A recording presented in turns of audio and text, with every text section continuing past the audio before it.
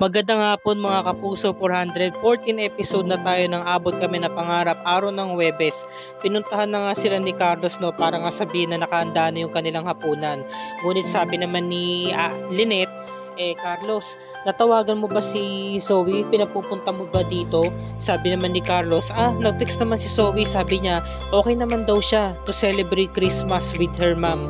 Kasi nag-aalala kasi ako kay Zoe. Kasi baka kasi kung ano yung kailangan niya na kailangan din nating malaman. Sabi naman ni Chang Susan, ay naku Lynette, hindi mo na dapat pa pinaproblema si Zoe. Huwag mo sabing naawa ka. Chang, nag-aalala lang naman po ako doon sa bata. Sabi naman ni Josa, tama naman si Chang. At saka may punto naman si Doc Carlos. Bakit ngayon nagbibigay kayata ng concern dyan kay Zoe?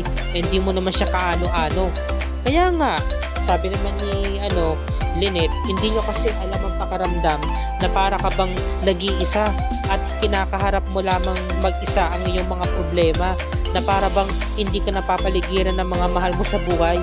Yung mga ganyang klase ng tao na mayroong kinakaharap na problema, dapat napapaligiran siya ng mga tao pinagkakatiwalaan niya, na kung saan nagiging panatag ang kaisipan at kalooban niya. Sabi ni Lynette, masyadong OA. Ngayon kinabukasan, nagising na lamang siya dahil pinaganda siya ni Carlos ng almusal. Siya mismo lahat ang nag-prepare nito. Talagang ginawa niya ang lahat para kay Lynette.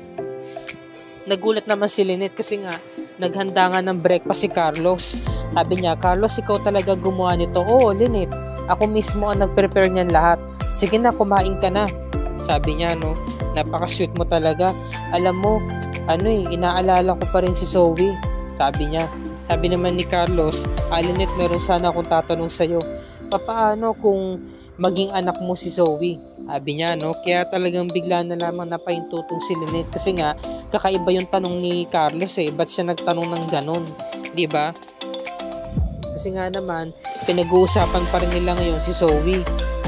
Talagang nagtataka rin naman kasi si Lynette, ba't nga naman talaga ano pa nga ba yung gagawin ni Zoe, ba't siya tumatawag kay Doc Carlos? Pero deep inside, naintindihan din niya na baka nga naghahanap nga lang talaga ng kalinga si Zoe kasi nga problematic siya ngayon.